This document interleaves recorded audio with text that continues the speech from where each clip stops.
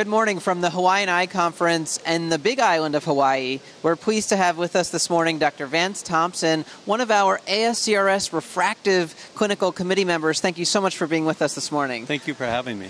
I'd like to speak with you this morning about a couple of important topics. First is about the patient experience in cataract surgery. As surgeons, we focus a lot on how we perform in the actual operative suite and the operative experience that we have when performing surgery, but we're becoming more and more aware of how important it is for the patients to experience cataract surgery in a positive way. Can you explain what that means for us? Well, basically, you've heard the saying, people want to know how much you care before how much you know. And to create a caring environment and something, so intimate and such an honor to do for people as cataract surgery, I believe starts with a great team experience. You got to have a great team experience to create a great patient experience. And if you get a happy team who feels like they're part of a company that is really delivering the world's best technology and caring deeply about them, they're going to make sure the patient is deeply cared for with a smile and eye contact and those things our parents taught us to do.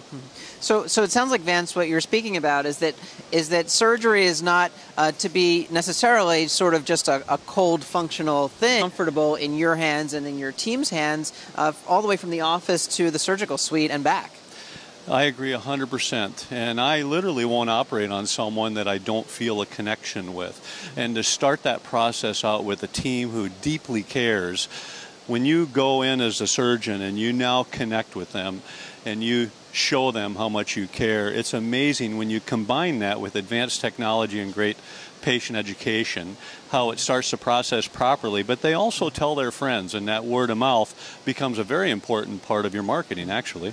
That's a great point, Vance, and I think that some speakers have even taken this to the next step to mention that in the case of perhaps a complication or an unexpected surgical outcome, that sort of warm relationship that you built beforehand sometimes might allow for a softer landing in terms of patient counseling in that scenario. I agree 100%, and in those situations, I think the great surgeons actually draw closer to those patients, and when you've already established a relationship, and it makes it so much easier. That's a great point. I want to shift gears for a moment, Vance, and speak a little bit about surgical outcomes, because we know that, of course, the warm consumer-based experience is very important, but we also know that we have to deliver surgically in order for patients to come out satisfied. Right. I know that one of your topics at this session is also about presbyopia correcting IOLs based on corneal light reflex, pupil centration, and IOL centration. Tell us a little bit about that too. Well, I have to tell you that probably one of the largest ripple effects in our practice has been premium cataract surgery. Not only has it enhanced the growth of premium implants, but also monofocal implants, with patients just being happy they're being presented all their options and then delivering. But we know that the most important thing in cataract surgery is to deliver the visual outcome, and in premium cataract surgery, that's uncorrected vision. And so number one, in surgery, we need to make sure we center the cataract surgery on the visual axis. These implants were made to be centered, and if they're decentered, we all know what happens. But I also believe that we also want to center the capsulotomy on the visual axis so we get 360 degrees of capsular overlap, because we know if we don't, the implant can decenter with capsular fibrosis or tilt, which induces internal coma. We want to minimize that. And then post-operatively, we want to nail the refractive endpoint. And we know we can do great measurements and great surgery, but we can't control all healing.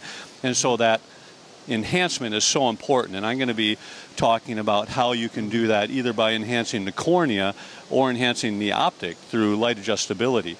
And I think both have huge futures to helping us nail the refractive endpoint in cataract surgery.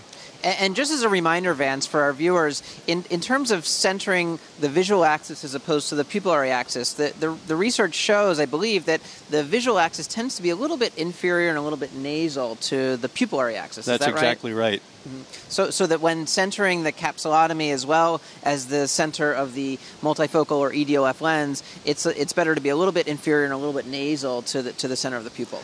It varies from patient to patient, but in general you're right, but I still love using the first and the fourth Purkinje light reflex. I love aligning on the Purkinje light reflex in surgery, and then we're going to customize that procedure to that patient.